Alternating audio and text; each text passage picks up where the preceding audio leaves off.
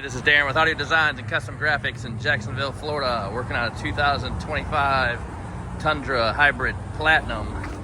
Just did a sub setup, quick little setup in here. Kept everything else factory.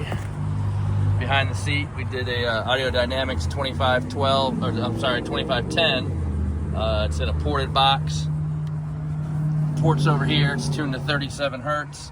And we did the Sony GS100 amp. It's a pretty decent little amp, 600 watts at RMS at 2 ohms. And then the flat Audio Dynamics woofer here. So this box isn't too deep. I think it's maybe 6 inches deep or so. And believe it or not, this is about 0.6 cubic feet. So people who say they get 1.6 behind here are full of crap. There's no way. You'd have to take this box, double it, and then add another half to it to get that much. So there's no way they're getting that much airspace out of there, which we know. But this goes right up here, and you know, seats flip up. Obviously, keeps factory look. Came out really good. Sounds really good. Blends in with the factory system pretty good. It's probably a little bit too much bass for the factory system, but you know, you can turn it down, obviously.